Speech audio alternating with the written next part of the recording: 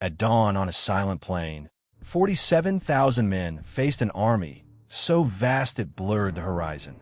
Logic said this battle should end in massacre. History said an empire would fall instead. One young king stood calm, while the greatest power on earth prepared to crush him with numbers alone.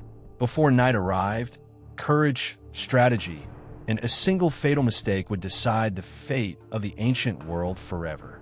The plain of Gaugamela stretched endlessly under the pale light of early morning, flat and carefully prepared for destruction.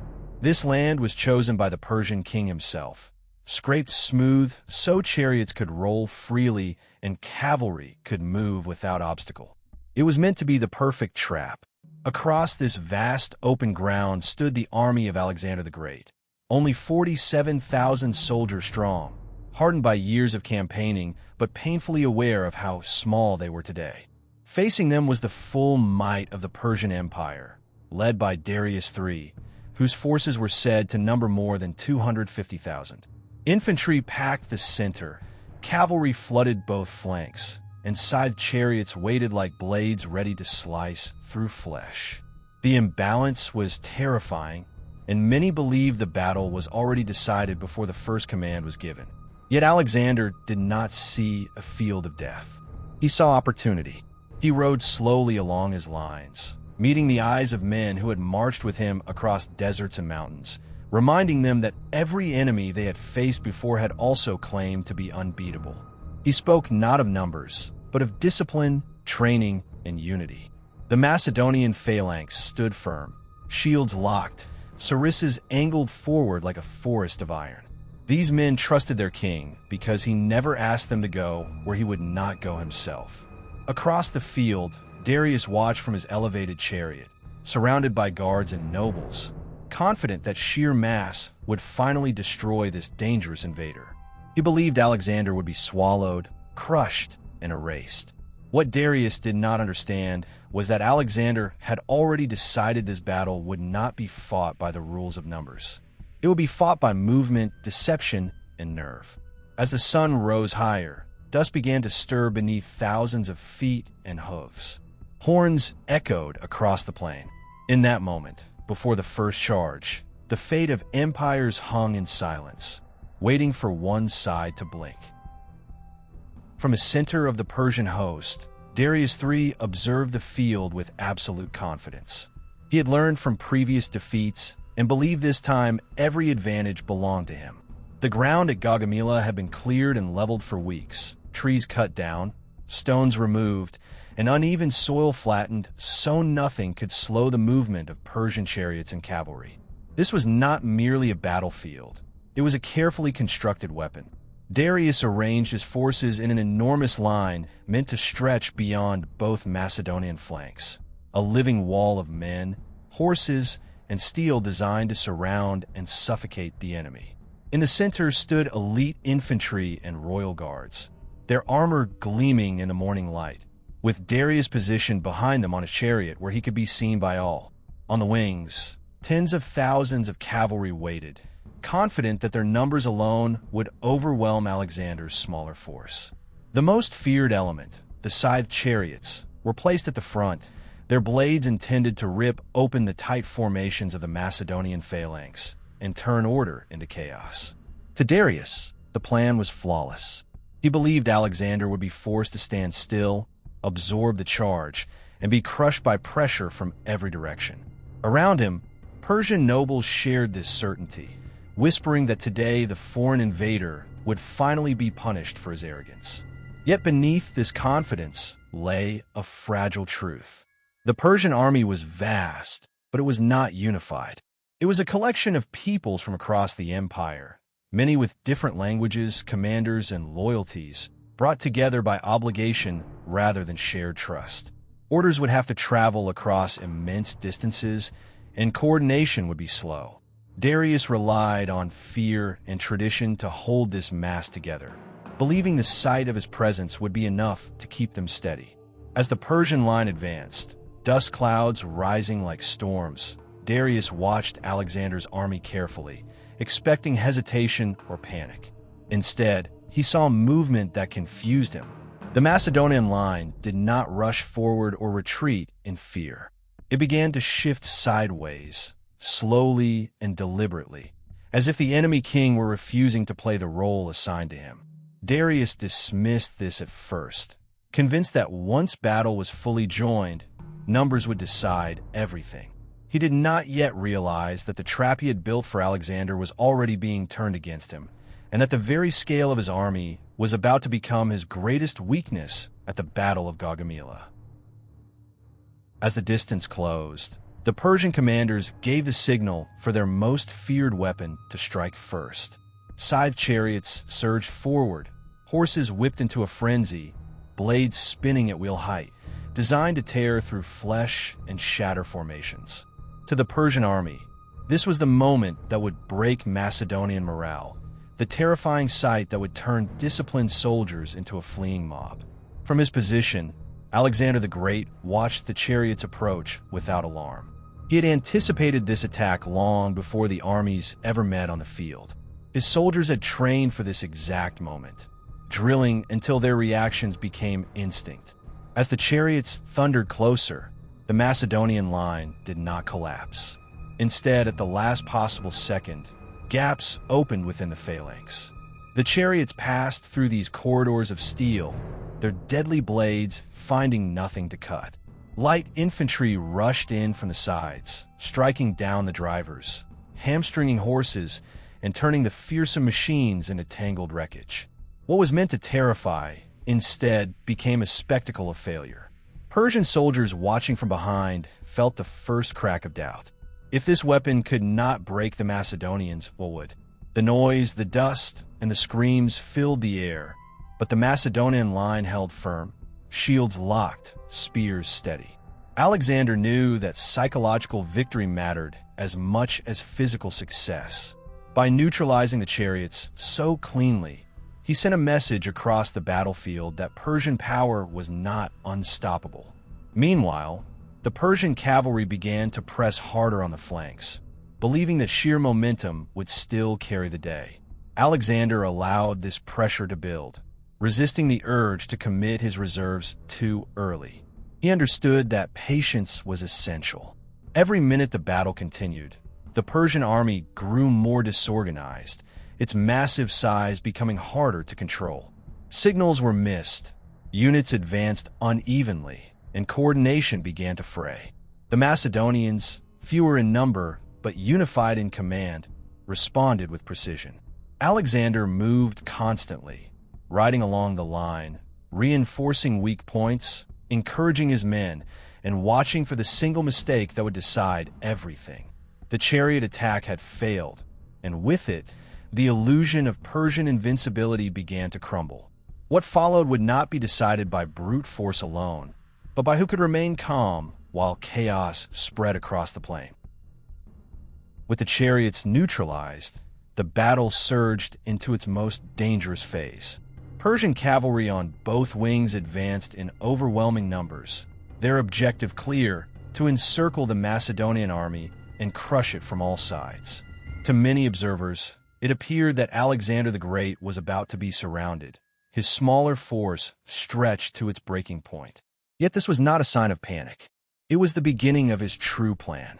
Instead of holding a straight defensive line, Alexander deliberately angled his right wing outward, moving steadily to the side while maintaining formation. This movement forced the Persian cavalry to follow, pulling them farther and farther away from their own center.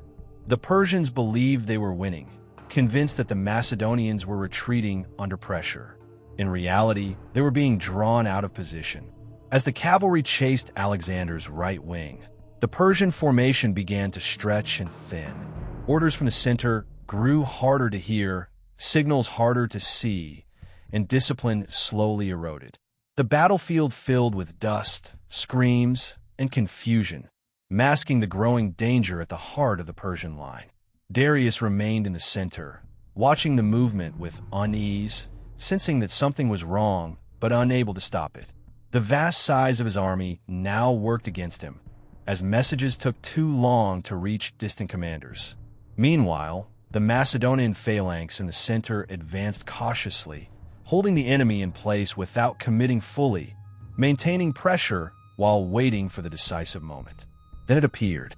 A narrow but deadly gap opened in the Persian center, created by the cavalry being pulled too far toward the flanks. To most generals, such a gap would have gone unnoticed in the chaos. To Alexander, it was a doorway to victory. He had been searching for this exact opening since the battle began. Every movement until now had been designed to create it. The moment was fragile and fleeting, and hesitation would mean disaster. Alexander gathered his companion cavalry, the elite force that followed him into the most dangerous fights, and positioned them into a wedge formation. The air seemed to tighten with anticipation. Across the field, Persian soldiers did not yet realize the fatal mistake they had made. They believed the Macedonians were close to collapse. In truth, the entire battle had narrowed to a single opening, and through it, an empire was about to be struck at its heart. The moment Alexander had been waiting for had arrived, and he did not hesitate. With the gap now visible in the Persian center, Alexander the Great raised his spear and led the companion cavalry forward in a tight wedge, their formation designed to cut through enemy lines like a blade. Hooves thundered across the plain as they accelerated, the sound rising above the chaos of battle. This was not a cautious advance. It was a decisive strike aimed directly at the heart of the Persian army and the man who commanded it. Persian infantry in the center were caught completely off guard. They had expected pressure to continue on the flanks, not a sudden assault from the front. Shields shattered, ranks collapsed, and men fell back in panic as the Macedonian cavalry punched through the weakened line. Alexander rode at the very tip of the wedge, exposed to enemy fire, trusting speed and shock to protect him. Arrows and spears flew, some striking dangerously close, but momentum carried the charge forward. Ahead, through the dust and confusion, Alexander could see the chariot of Darius III, surrounded by guards who now realized too late the danger they were in. The psychological impact of this charge was devastating. Persian soldiers had been taught that the great king was untouchable, protected by the might of the empire itself. Seeing an enemy king charge straight at him shattered that belief. Guards fought desperately, but fear spread faster than commands. Alexander's presence on the front line transformed the attack from a military maneuver into a personal challenge. For Darius, the moment was unbearable. He had prepared this battlefield to destroy Alexander from a distance, with numbers and mass. He was not prepared to face him directly, spear raised, closing in with terrifying speed. As Macedonian cavalry drew closer, panic overcame reason. Darius turned his chariot and fled, abandoning the center of his army. This single decision, made in fear, sealed the fate of the Persian Empire. The moment the great king ran, the battle shifted irreversibly. Victory no longer depended on numbers or formations. It now depended on belief, and belief was collapsing across the Persian lines. The charge had not destroyed the Persian army by force alone. It had destroyed its heart. The flight of Darius III was not immediately seen by every soldier, but fear moves faster than orders. Those closest to the center saw the royal chariot turn away, horses whipped into desperate speed, guards breaking formation to follow their king. In an instant, confusion rippled outward like a shockwave. Persian units that moments earlier had been advancing with confidence suddenly hesitated. Shouts replaced commands, and men looked over their shoulders instead of toward the enemy. The idea that the great king was invincible had held the empire together for generations, and now that idea was shattering in real time. Soldiers began to ask a single unspoken question. If the king has fled, why should we stand and die?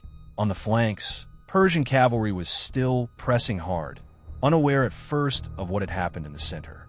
Some units were even winning local engagements, pushing Macedonian troops back under sheer weight of numbers.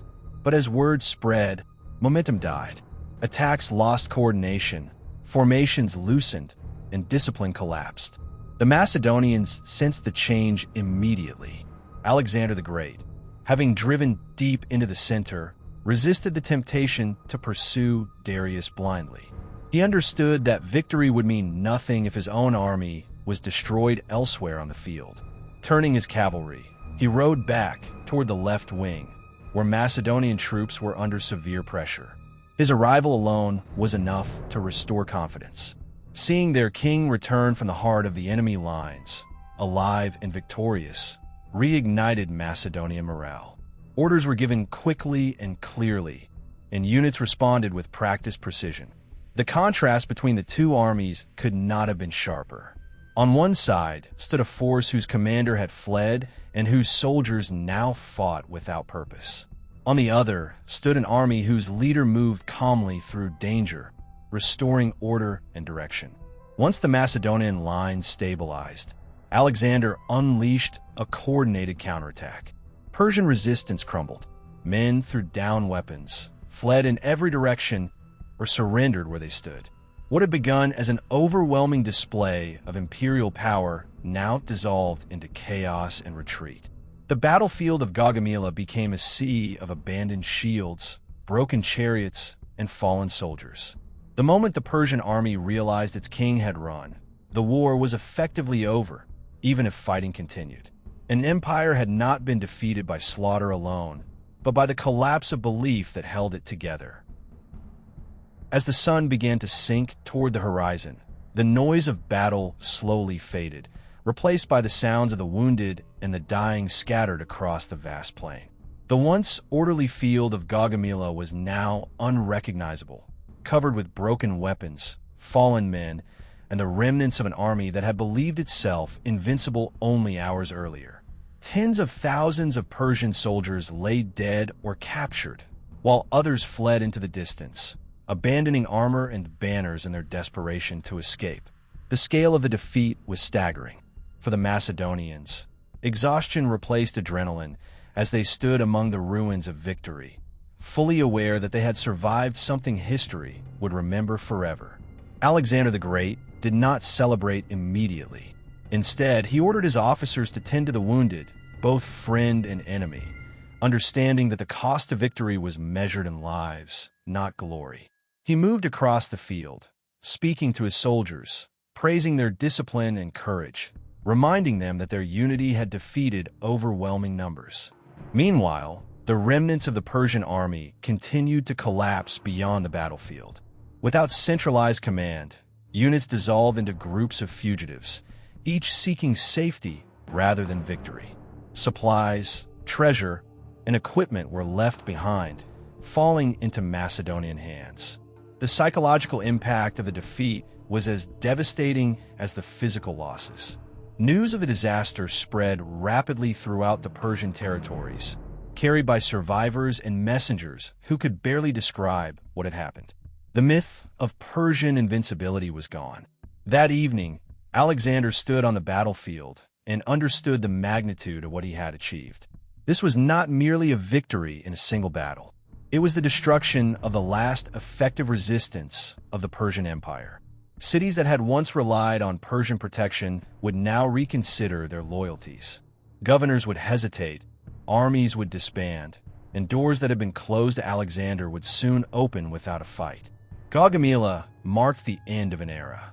The empire that had dominated the ancient world for generations had been broken in a single day by an army that refused to believe numbers alone could decide fate.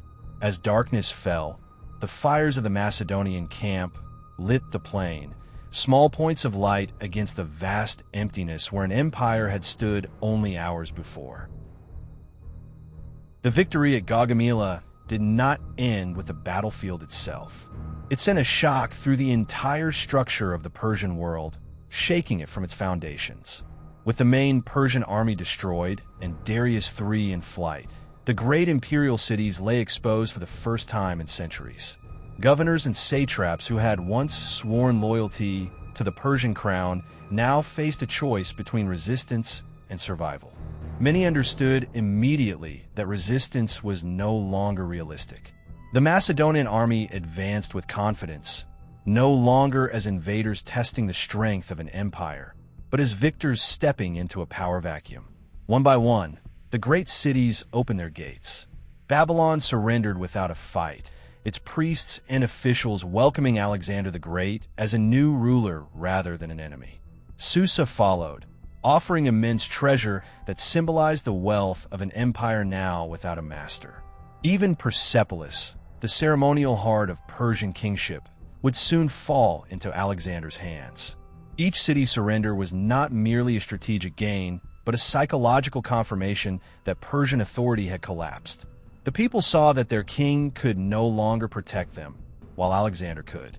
He moved carefully, presenting himself not as a destroyer, but as a legitimate successor to Persian power. He respected local customs, honored temples, and punished looting, understanding that control of an empire required more than military force. Yet beneath this calculated restraint lay the undeniable reality that Gaugamela had made all resistance futile. Armies that might have gathered to oppose him disbanded before they could form. Former Persian soldiers sought service under the new conqueror, recognizing where power now resided. Alexander's vision extended beyond conquest. He saw himself as ruler of both Greeks and Persians, blending cultures rather than erasing them. This ambition, born from the confidence gained at Gaugamela, would reshape the ancient world. What had begun as a daring invasion had become the transfer of imperial authority on a continental scale. The road from Gaugamela led not just to cities and treasure, but to a new world order, forged by a battle where one decisive moment had changed everything. In the aftermath of Gaugamela, historians and soldiers alike struggled to understand how an army so vastly outnumbered could achieve such a decisive victory. The answer did not lie in chance or luck, but in the fundamental differences between the two forces and the men who led them. The Persian army possessed enormous numbers, but it lacked unity. It was an imperial force drawn from many regions, cultures, and traditions, held together by obligation rather than trust. Command depended heavily on the presence and authority of Darius III, and once that authority collapsed, so did the army itself. Orders became meaningless without belief. By contrast, the Macedonian army was smaller but tightly bonded. Soldiers trained together, fought together, and trusted their commanders completely. Most importantly, they trusted Alexander the Great. Alexander did not command from a distant throne. He fought at the front, shared danger, and made decisions in real time, adapting to chaos rather than fearing it. His use of movement instead of static defense neutralized Persian numerical superiority. By refusing to fight where the enemy was strongest, he forced the Persians to respond to him, stretching their lines and exposing weaknesses. Discipline amplified this advantage.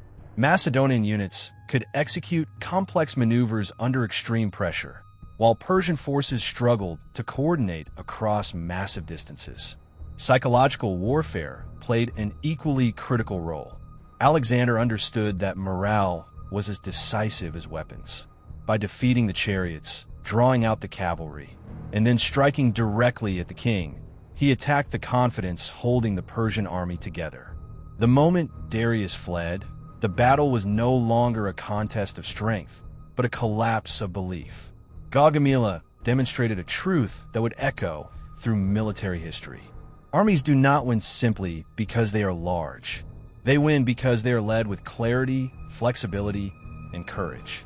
Strategy can multiply strength, while fear can render numbers meaningless. Alexander did not defeat Persia by killing every enemy soldier.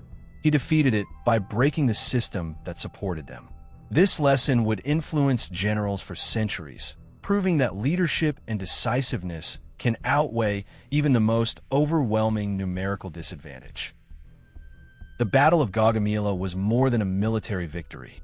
It was the moment when the balance of the ancient world irreversibly shifted. Before that day, the Persian Empire stood as the greatest political and military power known to history, vast, wealthy, and seemingly eternal. After that day, it existed only in fragments, its authority shattered, its ruler in flight, its armies broken beyond recovery. For Alexander, Gaugamela confirmed his belief that destiny favored boldness. He had faced impossible odds and emerged victorious, not through recklessness, but through calculated audacity.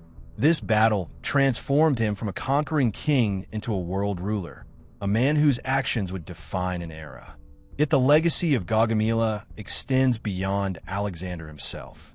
It marked the end of one imperial age and the beginning of another, opening the way for cultural exchange, political transformation, and the spread of ideas across continents. Greek influence would flow into Asia, while Eastern traditions would shape the future of Alexander's realm, creating a blended world unlike anything seen before. The battlefield itself eventually returned to silence, the dead buried, the weapons rusted away. But the consequences of what happened there never faded. Empires that followed studied Gaugamela, learning from its lessons or ignoring them at their peril. The story endured because it spoke to something universal. Power is never absolute. Size alone does not guarantee survival. Systems built on fear collapse when fear turns inward. At Gaugamela, 47,000 soldiers did not merely defeat 250,000. They proved that history is shaped by those who understand how to think, how to adapt, and how to strike when the moment appears.